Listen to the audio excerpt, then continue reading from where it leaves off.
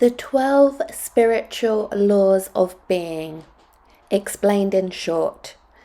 These laws are given in Charles Fillmore's The Science of Being. The understanding and application of these spiritual laws will assist with the preserving and raising of the sacred secretion, or activating superconsciousness. This video is a jhana meditation for realizing Christ mind, as much as it is a revelation of truth. Your brain will forge new neural pathways and connect new dots as I speak, and the more you listen, the more you will resonate with the freeing frequency of truth. This is a great way to retrain your mind to tune into divine truth and shut out the noise of the lower mind. So get comfy, because there are moments during the video where you will be required to participate. There is also a longer video for each law available on my channel. Remember, whatever you give your attention to imprints on your lymph water system, which in turn affects every cell of your body. Your being then sends ripples out into the cosmos, which affects your reality. So tuning into the frequency of truth, love, and unity causes a great adjustment in your body, mind, soul, and spirit, and consequently in all of your life's conditions. Listening to or reading texts imbued in total spiritual truth enriches your spirit and literally enlivens the soul substance or Christ oil within you. Consequently, your body will flood with oxytocin and vasopressin, signaling a huge boost in pineal metabolism, causing it to secrete the biochemicals of superconsciousness. Of course, this inner alchemy brings significant healing and a new kind of clarity, hope, and vibrancy that many have yet to experience. This is why I am revisiting this incredible text. It will assist you with the how of realizing your own enlightened mind. I have used this book and the affirmations within for many years now, and I know firsthand just how powerful they are. So let's get into the 12 spiritual laws. 1. The true character of being. The only real science is the science of spirit. It never changes. Understanding the laws governing the realm of spirit makes it possible to attain enlightenment whenever the requirements are met. The starting point of enlightenment is a right understanding of that one, or God designated as the Almighty. It is logical and scientific to realize that this one is the origin of everything, regardless of what we call it. Since you are the offspring of the Almighty, the one that makes everything, including you, you must have the character of it. Therefore, you must find the point of contact between yourself and the one in whom we all live, move, and have our being. This point of contact is, of course, your own mind or individual consciousness.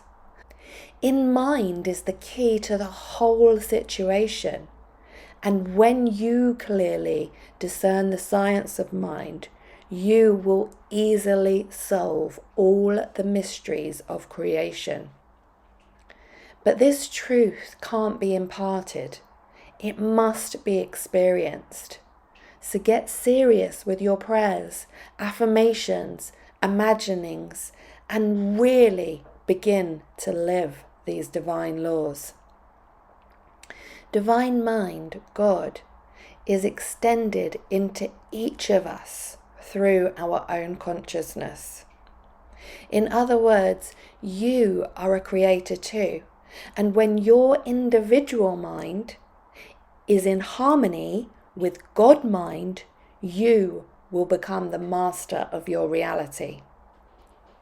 Now, please close your eyes and take some deep, vitalizing nose breaths while I read Charles Fillmore's statements for the realization of divine mind. There is one presence, one intelligence, one substance, one life, the good omnipotent. God is the name of the everywhere present principle in whom I live, move, and have my being. I know thee as the one, the all-seeing mind, the everywhere present inner harmony. You are always with me as indwelling wisdom and love. Thy law is now the standard of my life, and I am at peace. I in thee, and thou in me. Amen. Spiritual law number 2. Being's perfect idea. The science of truth is God thinking out creation. In the beginning was the word, logos, thought, vibration. The understanding of the word logos reveals that all things are brought forth under the law of mind action. The key to God mind is in each of us, in the action of your individual mind. This is the reason why impulses for higher things keep welling up within your soul. God mind is thinking in you, but it is often drowned out by your individual mind, lower mind, surroundings, and or your sense consciousness. These two, individual mind and sense consciousness, make it appear as though life is happening to you, from the outside in, rather than for you, from the inside out. But the outside in model is a complete inversion of the truth, an outright deception. When you surrender sense consciousness and the individual mind to God mind, your thoughts, ideas, and imaginings take perfect form. Then God mind is on your side, and things that once seemed impossible become easy. Among our associates, we like and are attracted to those who understand and sympathize with our thoughts. The same holds true in God mind. Its thoughts are drawn to and find expression in the minds of those who raise themselves to its thoughts standard. This means that we must think of ourselves as God thinks of us.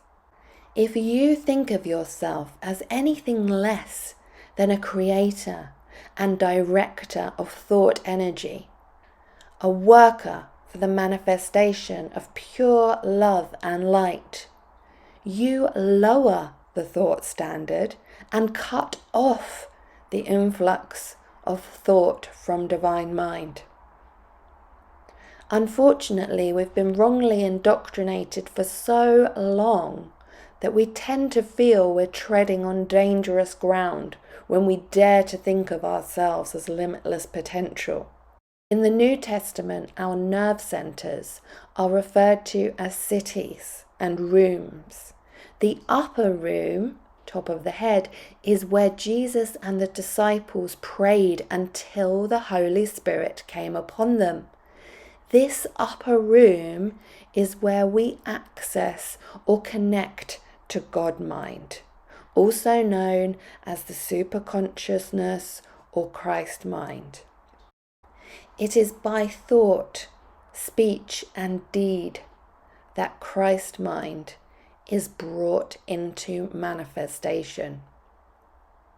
Now, please close your eyes and take some deep nasal breaths in and out while I read the statements for the realization of your true identity. You are the Lord of your mind and the ruler of all its thought people. Of a truth, you are a son or daughter of God. In truth and in spirit, you are all that God is. God animates you, inspires you, and works through you. Surrender your vessel to God's perfect way. Now repeat after me. I am the image and likeness of God, in whom is my perfection. Spiritual law number 3, manifestation. By bridging the gap between spiritual understanding and material manifestation, science and religion can be reconciled. It is thought that builds the bridge between the unseen and the seen. The invisible living force is directed by thought. In Genesis, the 6 days of creation represent projections of divine mind, each more comprehensive than the last. The final climax is reached in the 6th degree, when that phase of being called man appears. Again, we are made in the image and likeness of God. Every single one of our ideas projects form.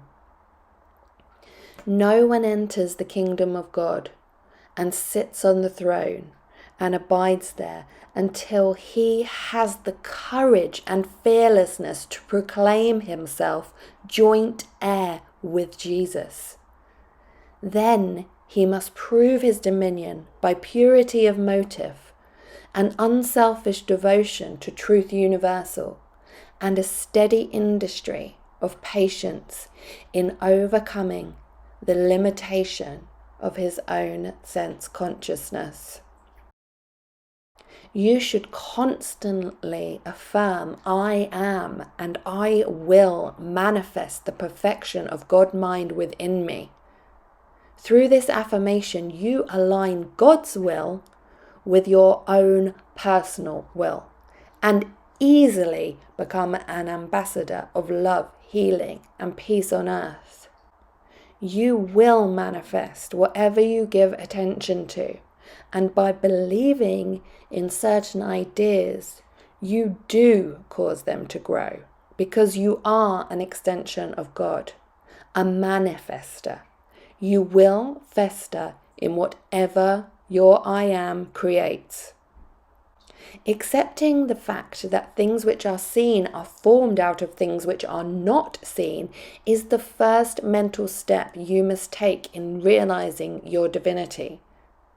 So please, close your eyes and take some deep nasal breaths while I read the formative statements for understanding manifestation. And please feel free to pause the video and say these statements again, 3 times out loud and 3 times silently. I am that I am.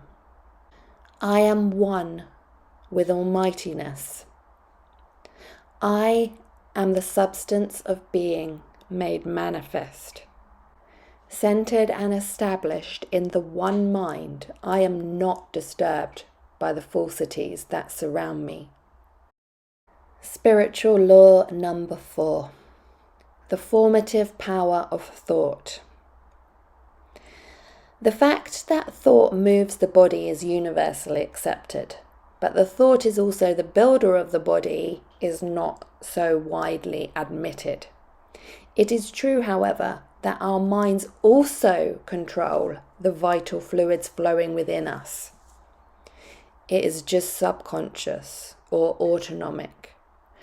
But your mind does control nerve fluid and the finer atomic substance that combines to manifest as nerve fluid.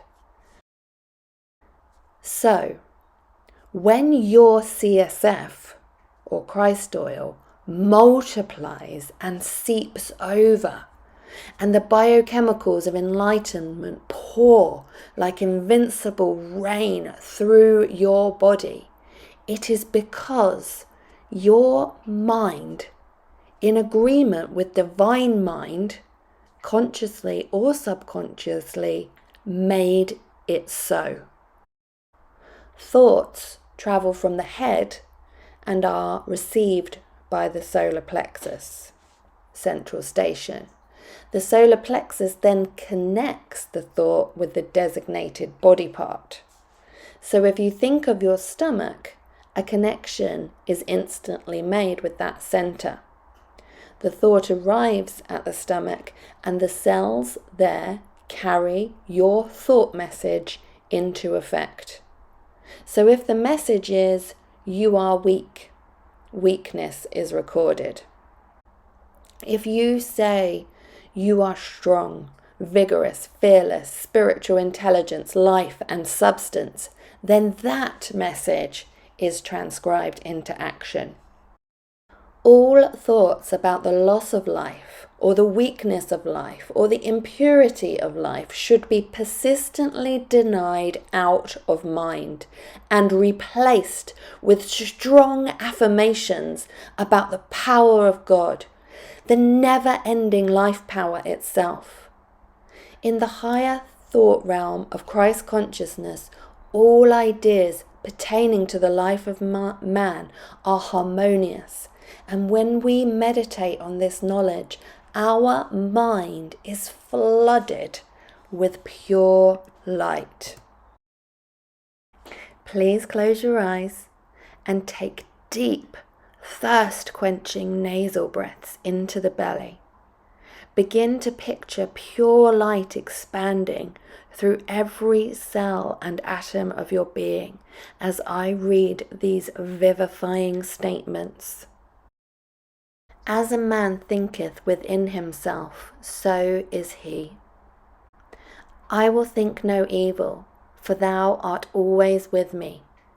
The thought of inadequacy is sin against the true self. I am bringing every thought captive to the obedience of Christ mind. Finally, brethren, whatsoever things are true, whatsoever things are honourable, whatsoever things are just, whatsoever things are pure, whatsoever things are lovely, whatsoever things are of good report, if there be any virtue, and if there be any praise, think on these things. Spiritual law number 5. How to control thought. The original divine mind of thought is pure, perfect oneness, the motive power of God. The secondary power of thought is the identity that we give to this pure potential with our individual mind, based on our own standards, circumstances, and understandings. Material science has identified that every atom has three things: intelligence, substance, and action. Every master knows that due to the all-pervading intelligence, atoms are susceptible to thought, and that is the only key he needs to exercise his highest dominion. All things are in a state of construction, growth, or destruction, decay. The metaphysician discerns these two as the yes and the no of the universe or God mind. The positive and negative poles of the magnet are states of mental affirmation and denial, yes and no. In acid and alkali, day and night, chemistry is proclaiming yes and no. Heat and cold, sunshine and shadow, intelligence and ignorance, good and evil, saint and sinner, all are reflections of mental affirmations and denials. The constructive or destructive factor in all manifestation is yes and no. You use these mind forces to dissolve things by denying their existence, and you build them up by affirming their presence. Period. So be intentional about your yeses and nos. Let's meditate on this subject for a moment. Again, please close your eyes and breathe deeply in and out through your nose. God is good and God is all. Therefore, I refuse to believe in the reality of evil in any of its forms. God is spiritual substance and God is all. Therefore, there is no reality in the limitations of matter. God is inexhaustible resource, and God is all. Therefore, I refuse to believe in the reality of lack or poverty. As an extension of God mind within me, I direct my yeses and nos with wisdom and authority.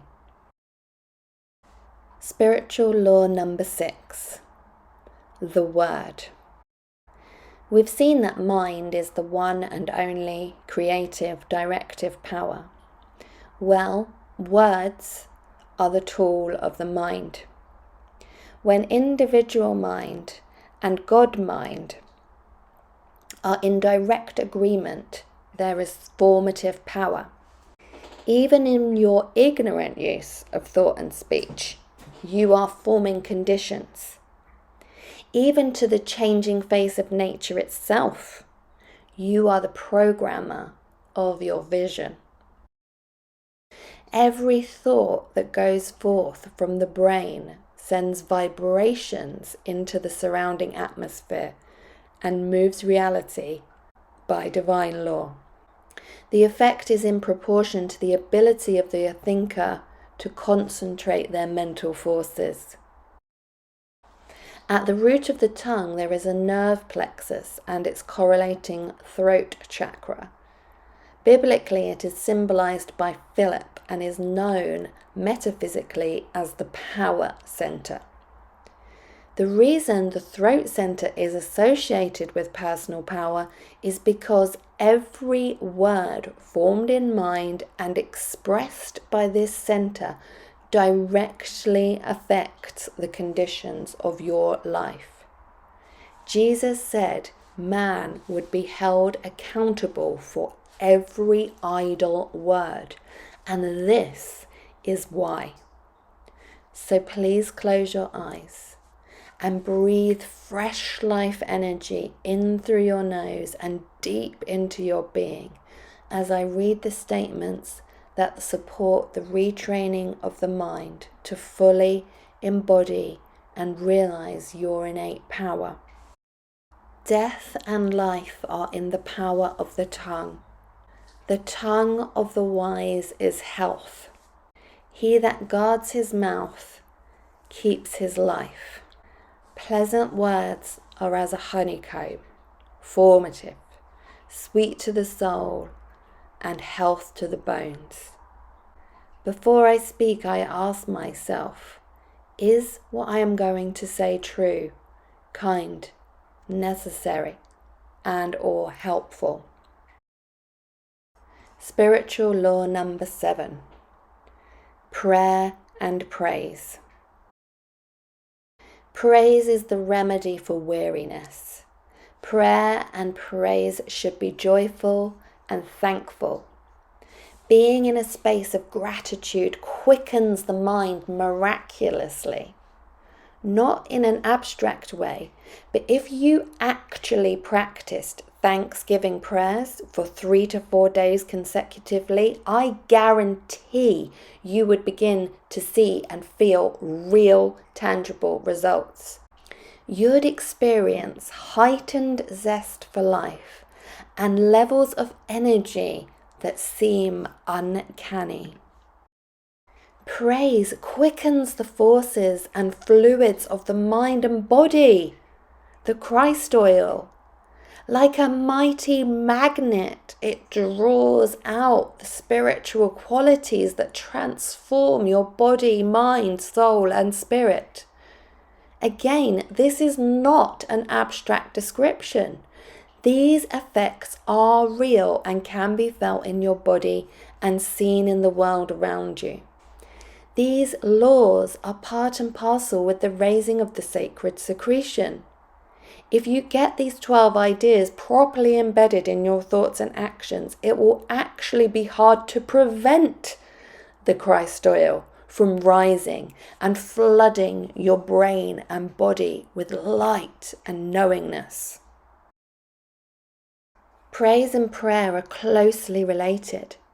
Through divine law, we increase whatever we praise. The whole of creation responds to praise, admiration, and celebration like nothing else. Just think of how you feel when someone thanks you, or when you feel proud of yourself for doing a good job, or when someone pays you a wonderful compliment. Your heart immediately swells.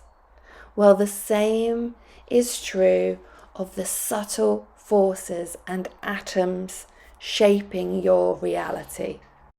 So turn your praise to whatever you wish to increase and give thanks to it for fulfilling your ideal imaginings. I guarantee your faith in the unseen will be rewarded. Now please close your eyes once more and let this divine law really sink in and bless the cells and atoms of your being while I speak. My perfection is now established in divine mind. I am grateful for all of my blessings, big and small. Even though there are times when I can't see it or feel it, I am grateful that divine law is always working everything out for my highest good. By seeing perfection in all things, I help to make it manifest. My mind is opened anew to the splendor of God's kingdom, and a flood of rich substance now pours itself into my affairs. Spiritual law number 8, faith. True faith is the anticipation of receiving and experiencing things that can't be seen or don't yet exist. Faith in God is knowing that divine mind is present throughout everything and perpetually brings the things that you think into reality. Confidence is a form of faith. People who have faith in themselves achieve more than those who have no self-esteem. Faith in the reality of things unseen develops the faith center in the brain, which relates to the pineal gland. When this mental eye is illuminated with spiritual faith, It sheds a radiance that hovers like a halo around the head and extends throughout the whole body. When thine eye be single, thy whole body shall be full of light. Faith and prayer go hand in hand. We imagine things in mind, have faith that anything is possible, and invoke it with our words. Job done. In his healing practice and the workings of miracles, Jesus was a master of faith and in materializing conditions that had yet to be seen. Some people declare that everything is against them, so they build up a state of mind that works contrary to their highest good. Others declare that everything is going well for them, and again, the law answers by setting up a state of mind that works for their benefit. Now we know the law, let us keep it, and not set up any adverse conditions by our thoughts. Have faith in the potential goodness of all men and all conditions. Enlarge your range of vision. Truly believe in harmonious solutions for the highest good of all people. If we build our character upon faith, understanding, and love, with the great I Am as the focal center, we shall become pillars in the temple of God. Once again, I'd like you to close your eyes and begin breathing deeply in and out through your nose. This time I'd like you to imagine a shower of pure potential raining down on you and flooding your being, clearing old disappointments and expectations, ready for a burst of faith to explode within you. Now, faith is the assurance of things hoped for, a conviction of things not seen. My doubts and fears are dissolved and dissipated. In confidence and peace, I rest in God's unchangeable law. With my mind's eye, I see more and more of the reality of true ideas ever existing in divine principle. I am saved from pain and sorrow through my unswerving faith in the protection and care of God. I know God in whom I have believed. I know that God is able, willing, and eager to give me whatsoever thing I ask. I have faith in the Waymaker, the Promise Keeper, the light in the darkness, my God. Amen. Spiritual law number 9, imagination. Whatever you imagine you can do, you can do.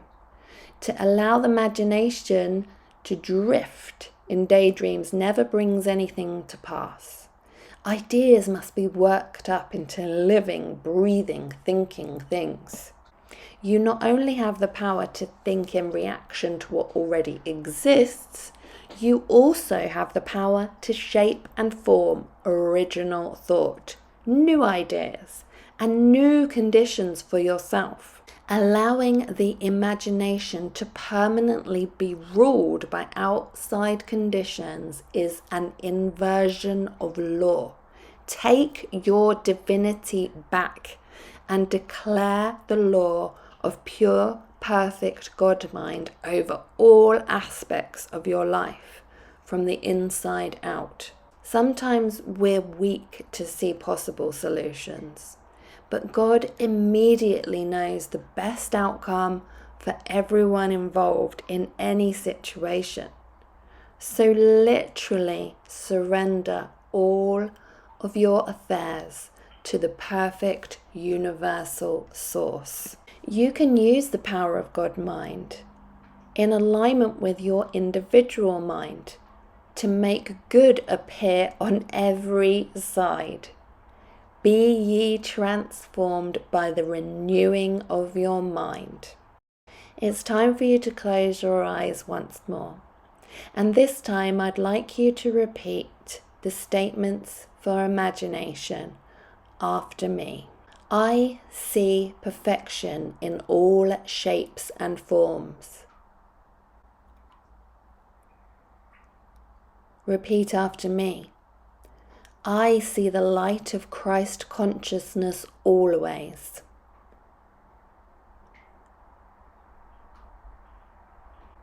Repeat after me. I know the reality of pure, perfect, divine light and love behind the shadows of illusion.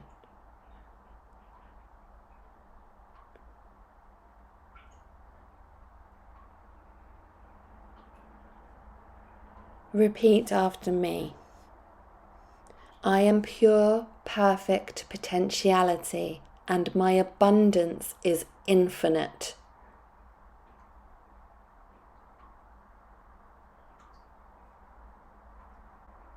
Spiritual law number 10. Will and understanding. Willing and knowing combine to form understanding. Every organ of the body is affected by the action of the will. After individual mind has accepted an idea and your thoughts have successfully formed an image, the will grasps hold of it. The will then plays the leading part in all systems of thought concentration to bring that idea into fruition. So you see, the mind and will work in tandem to bring ideas into fruition. A perverted will leads to an exaggerated idea of self. The will is then used to carry out your own short-sighted policies.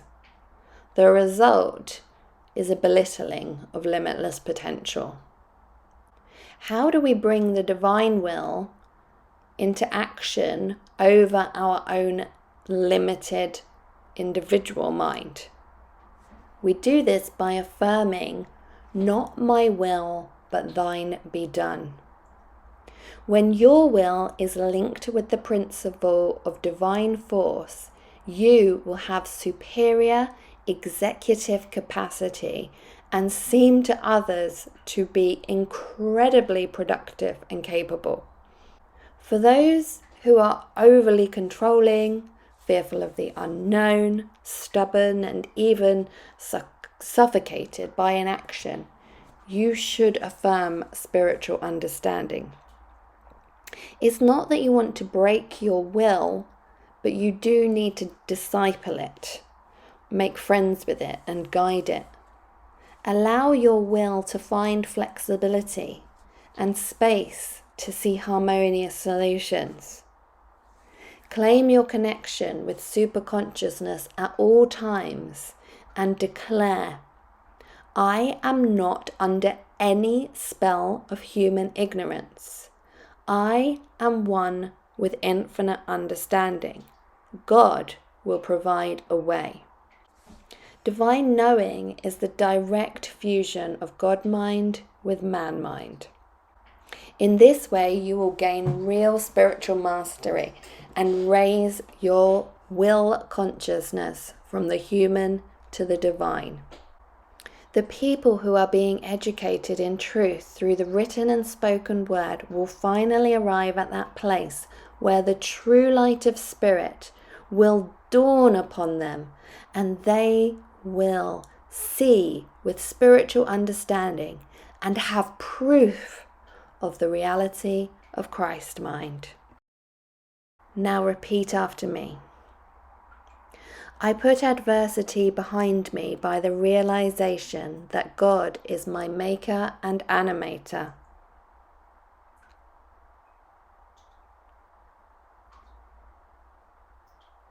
I am centered in pure, perfect light and love, and all things are under God's dominion.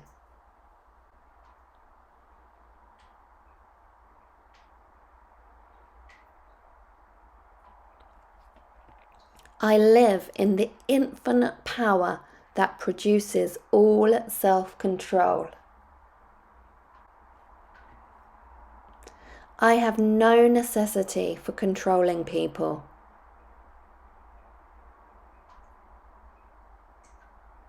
Events and people are controlled by divine law.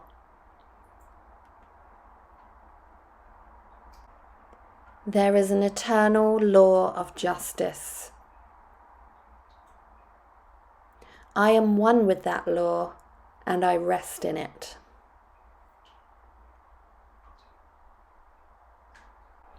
Not my will, but thine be done, O God.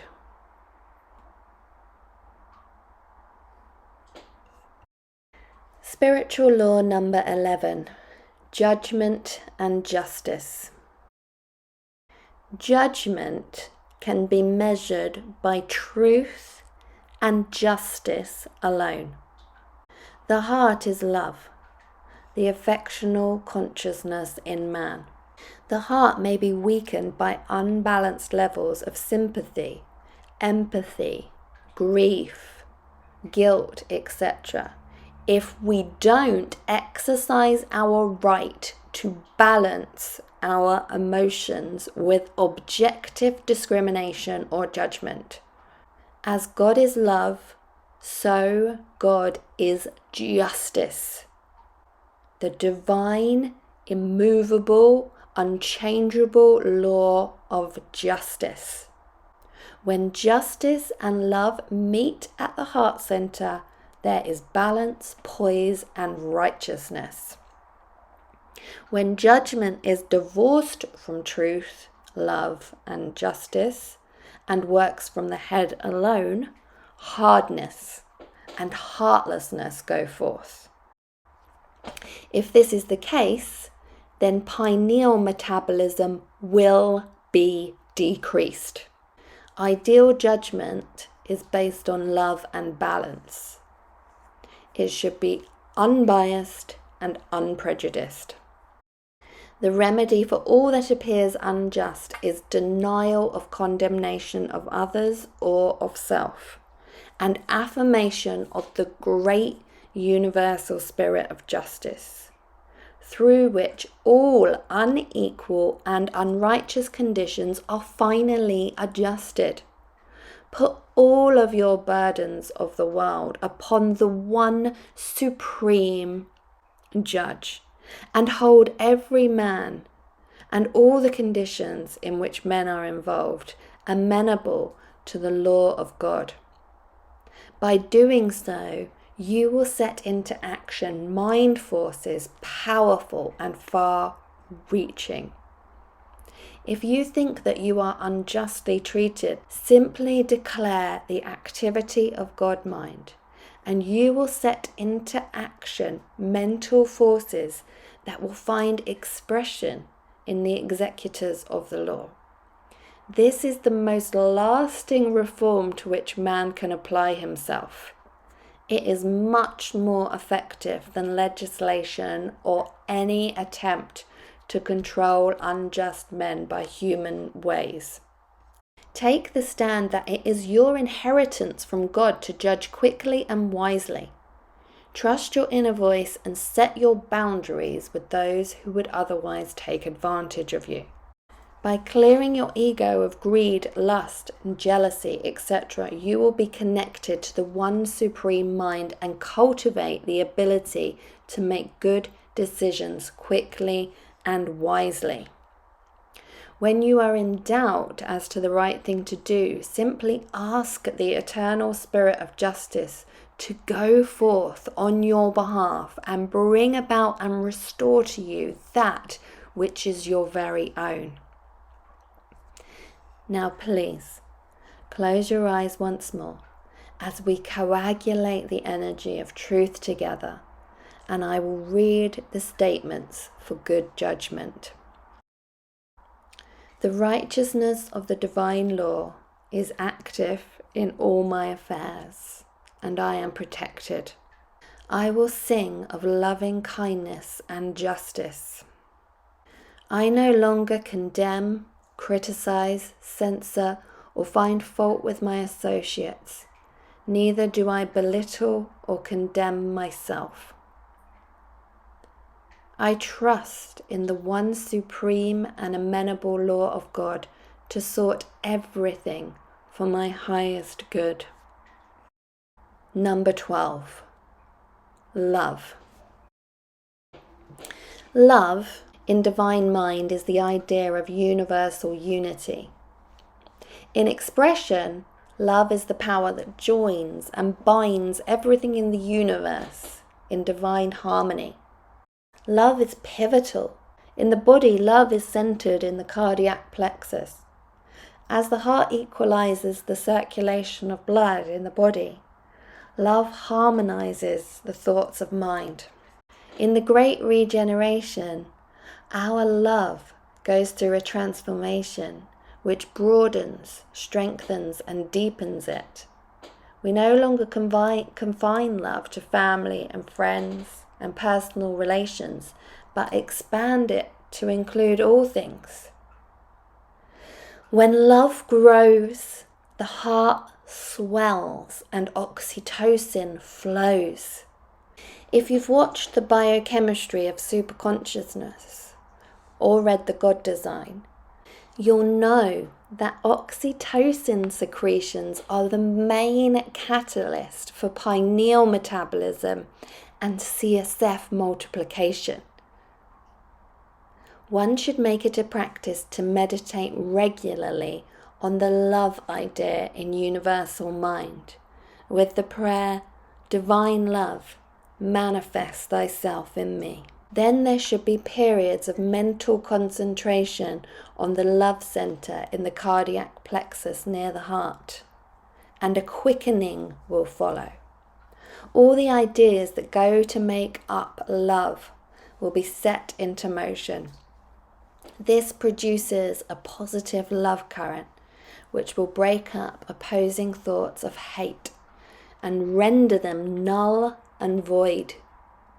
The power of hate will be dissolved, not only in the mind of the thinker, but in the minds of those he comes in contact in mind or body.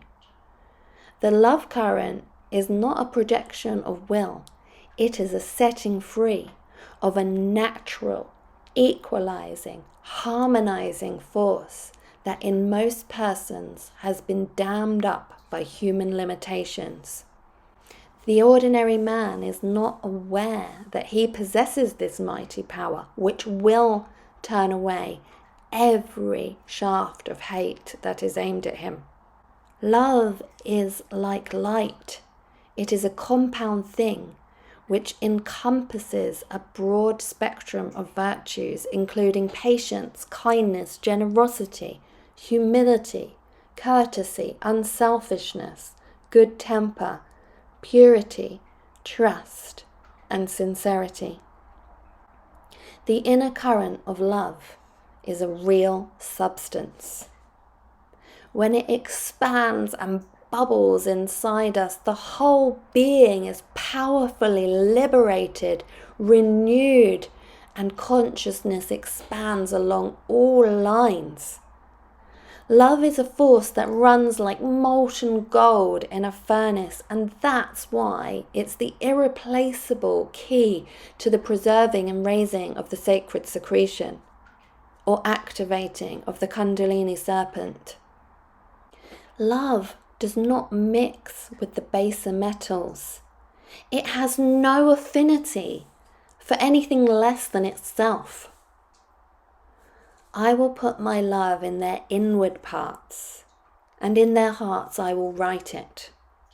Love overcomes hate, resistance, opposition, obstinacy, anger, jealousy, and all states of consciousness where there is mental or physical friction. The mind is so constituted that a single thought of discordant character tinges the whole consciousness, like a red sock in a white wash. The new heaven and the new earth are now being established the world over, and they are based on love. When people understand, accept, respect, and wherever necessary agree to disagree with one another, love increases. In The Science of Being, Charles Fillmore suggests that the reader read the chapter on love every day for 30 days, and that those who do will witness major transformation in their lives and circumstances. Maybe you should consider watching this video for 30 consecutive days to see for yourself how the new nerve pathways and aroused energy brings changes to your own life. So please, close your eyes and picture your heart while I read the final statements to meditate on in view of enlivening the molten gold within you. God is love. He that abides in love abides in God. I dwell consciously in the very presence of infinite love. I am born of love. Love is the fulfillment of divine law. I have faith in the supreme power of love. God has not given me a spirit of fear, but of power, love, and a sound mind. I am fearless, powerful, and wise in God's love. I love God, the one pure and perfect Creator, in all and through all, with all my heart, and with all my mind, and with all my soul, and with all my strength. I abide in the great three: faith, hope, and love. And the greatest of these three is love. Thank you so much for watching. I am really excited that the spirit of truth, love, and understanding within you has just been stirred and increased, which of course is vital on this journey of superconsciousness awakening. Of course, the links to my books, course, and other resources appear in the description box below. It's an honor to journey with you all. From my heart to yours. Namaste.